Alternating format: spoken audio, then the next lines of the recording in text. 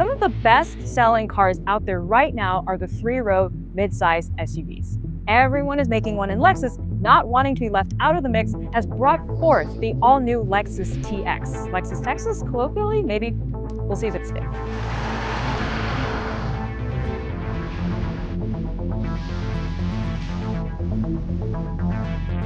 This actually also isn't the first time Lexus has made a three-row crossover. That title goes through the three-row Lexus RX, which is kind of a dud, so Lexus quietly got rid of it, gave us this TX. The TX is based on the Toyota Grand Highlander, which we have driven, which we have loved. It is a wonderful car, so it's that, but with all the Lexus fit and finish. You also get a variety of powertrains, which means more choice. So on my right here is the 350 luxury all-wheel drive. Here in the middle is the 500h F-Sport Performance luxury all-wheel drive, and all the way on my left here is the 550h Plus luxury all-wheel drive.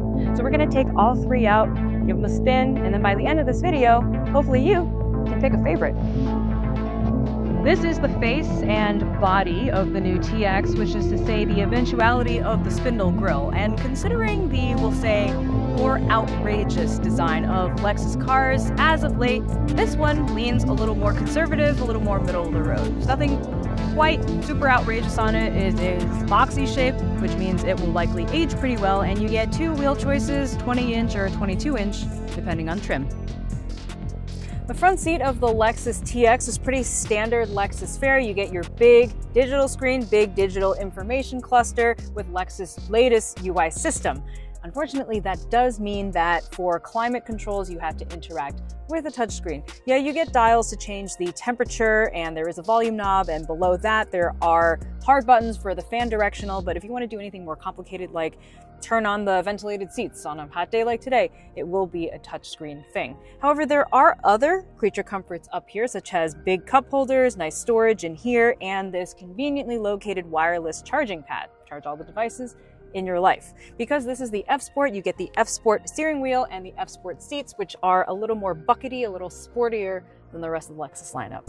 You can seat either 6 or 7 people total in the TX, and all of the ones we have here, they are set up for 6 people, which means you get the 2 captain's chairs in the middle as opposed to the 3-person bench. These captain's chairs are on rails, which means you can tilt, you can slide, there's a good range of motion, and good leg room.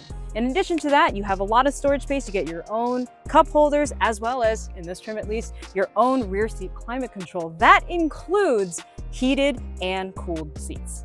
We're living in the lap of luxury here. Now, if you need to get to that third row, all you have to do is pop the second row forward, because again, it is on rails, and just hop right in the back. Easy peasy. With regard to this third row, I am 5'3", I fit back here with no problem. I've got plenty of leg room. But if you're taller than me, if you have longer legs, might be a problem because this floor is kind of high and this seat height is a little low. That being said, there's pretty good headroom in here, and there is also 2 cup holders per. Unfortunately, there are only 2 seats back here. Other midsize SUVs have 3. There's only 2 back here, so that's something to keep in mind. In addition to the comfortable and spacious second row captain's chairs that you get in the Lexus TX, you also get this lovely center console with cup holders and cubbies for all of your stuff. Most importantly, snack space. And little known fact, it's totally removable. Why you would need to do this, I mean, that's totally up to you. Choose your own adventure, but sometimes you need the snacks to go with you, right? Gotta be ready. You know, Lexus, and by extension Toyota, is a real one for including this removable tray because you can fill it with snacks, and therefore it says to the public, yes, we understand the importance of snacking. All the other automakers, you guys should be getting on this, you know, because there's nothing better than walking and eating, and this just gives you an easy tray to keep all of it in one place. That is a Motor Trend top consumer tip. Finally, the trunk. The TX, despite having 3 rows, also has a decently sized trunk, which is not something you always find in this segment. However, I would like to draw your attention to this third row lowering mechanism. All you have to do is hit a button and they go down automatically. There's a motor in there, so there's no more pulling on straps and straining and trying to figure out how everything works. Here, it's just a simple touch of one button, and it's got a flat floor, and you can load things in and out easily. And as soon as you want them to come back up, you just have to hit this button. Everything returns to normal. Very convenient, no extra effort. So now that we've had our walk around, it's time to get driving and check out all those engines. Right, so the Lexus Texas 350. This is the base engine, 275 horsepower, turbo, no hybrid components whatsoever. Let's check it out. Well, it certainly sounds like a 4-cylinder. There's kind of that droney quality that gets into the cabin. Under load, not terribly noticeable, but something to make a note of. As we're going over these hills and humps, there is a little bit of floatiness in the suspension. This is definitely tuned to be more comfortable and relaxed. But again, it's a 3-row SUV. Of course it's supposed to be comfortable and relaxed. We would have problems if it was tuned like a Lamborghini or something. The steering, actually quite tight. You know, so often with these SUVs, it's so vague and really hard to point the nose of the car. Here, there's no problem with that here. It's pretty good. I will say the power is a little bit lacking. We are leaning into the pedal heavily to get ourselves up these hills at speed. We just went over a little bit of a bumpy area there. The suspension could ride a little softer for how big this vehicle is, for how luxury positioned it is. That's something to be aware of. One thing I would like to note, this particular car is outfitted with the white leather trim. I can't really recommend white leather anywhere. I mean, from sofas to cars. It looks good in the staging photos. It really does. On Instagram, like, oh wow, white furniture, white upholstery. In practice, impossible to keep clean.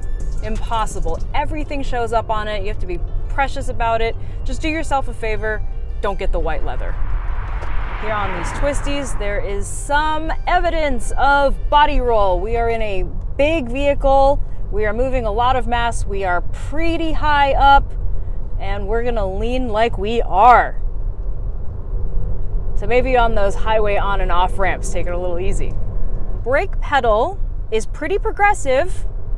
Brake's a little squishy. I think for something this big and wallowy, I'd like a little more braking feedback, but it's definitely not something that will ruin the experience for you.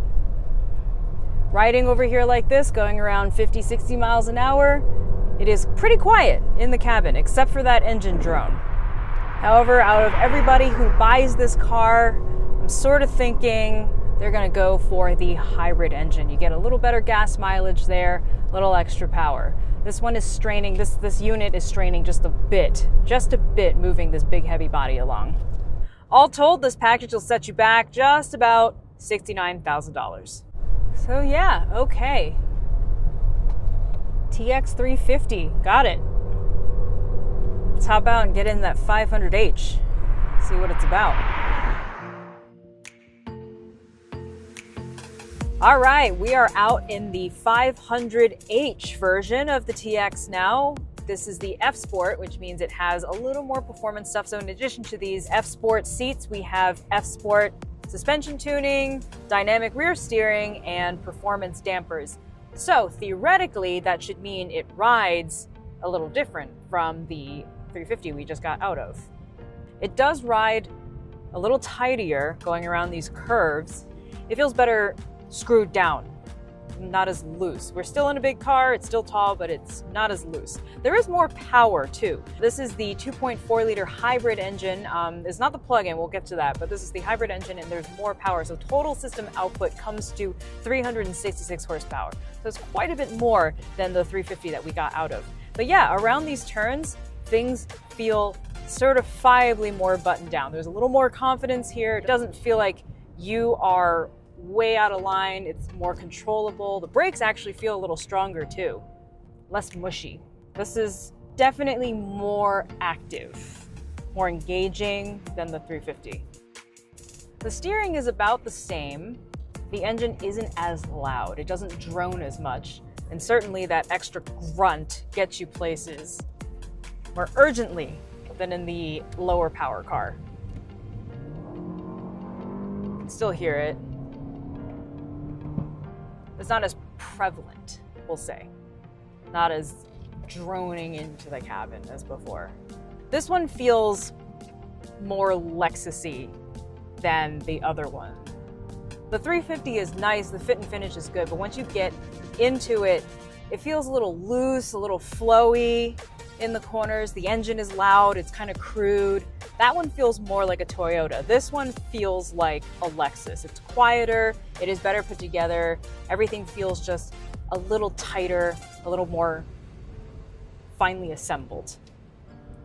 This is the volume seller. People want the hybrid engine. It's a little better on gas, it's a little more on power. It's a little more expensive, but it feels more appropriately Lexus. So this, as spec'd, is around $77,200. So about almost a $10,000 jump in price. Is it worth the $10,000 jump in price? That is up for you to determine. You will make some of it back at the pump with your better gas mileage. I think in terms of dynamic response, though, there's a big difference. It just doesn't feel like you're driving a big lumbering SUV. It still doesn't ride as softly as it should.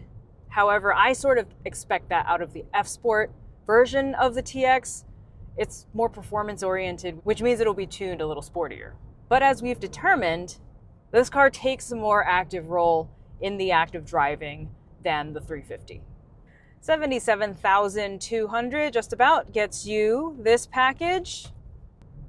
I think that's fair. Feels like a Lexus, feels upscale, feels well put together. Certainly more engaging to drive than the 350. This is good. Nice car.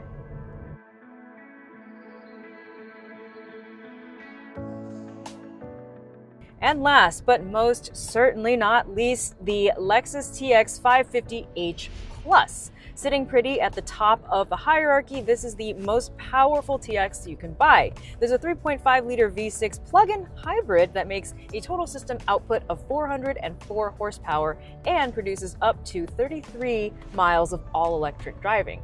This, I think, is the most interesting version of the TX, as I find plug-in hybrids very interesting. They're a nice medium step between purely internal combustion and electric vehicles. If you're not ready for a full BEV, plug-in hybrid is a very good solution for it.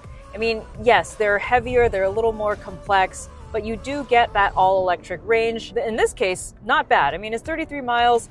If you really take into account how long your daily commute is, you can fit it into your life. I mean, like, why not, you know? Keep the tank of gas in there for whatever long-distance trips you need to take, but for the shorter commutes, just rely on the battery. It's a great solution. Driving in here now, I'm hearing the engine switch between battery and a combination. It is very smooth. It's quiet. That handoff, very, very seamless. It definitely feels heavier as there are more components at play here. However, the weight feels like it's more concentrated on the bottom of the car, and it feels less top heavy than the other two TX models that we've tried out today. This one doesn't feel as dynamic as the F-Sport one, the 500h F-Sport. That one for sure feels way more buttoned down. This one's a little looser and it's heavier, which obviously is the case because it's plug-in hybrid. There's more just stuff that you're bringing around. As a commuter though, things are gonna be nice and smooth. The steering is still heavy and provides good feedback. That's probably the biggest surprise of today, is there's actually decent steering here. The brakes too are pretty good. Sometimes when you drive a hybrid, there's a very discernible change between friction brakes and regenerative brakes. This is blended very smoothly. I mean, it is a Toyota product, and Toyota has been at this whole hybrid thing for, geez, decades at this point. So it's like, yeah, I mean, if anyone's gonna be good at building a hybrid car, it's this company.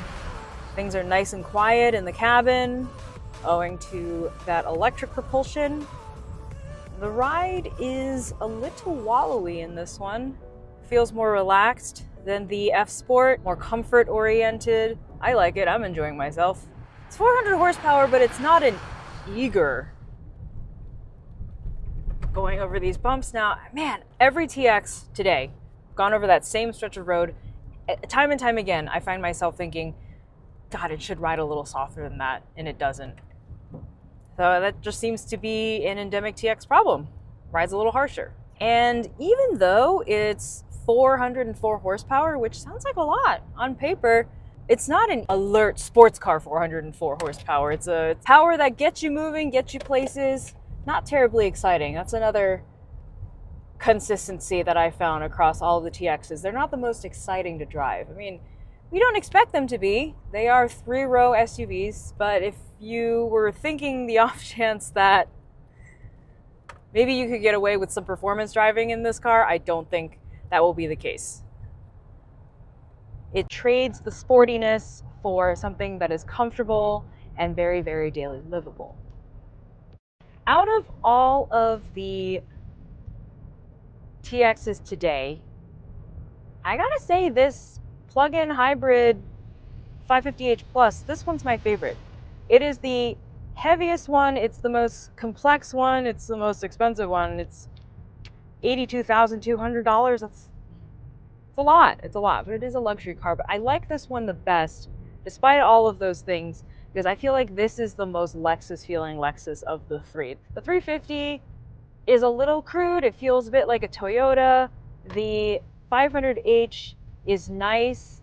However, with all of the sports stuff on it, I feel like it's trying to be a sports car when it really doesn't have to feel like a sports car. I mean, nobody really wanted it to be.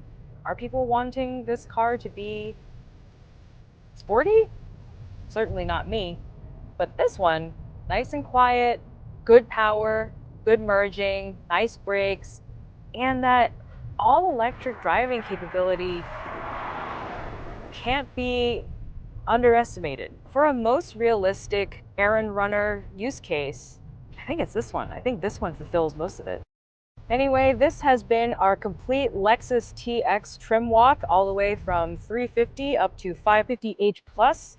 Be sure to check out the rest of our SUV beer coverage over at motortrend.com. Thanks, guys. Catch you next time.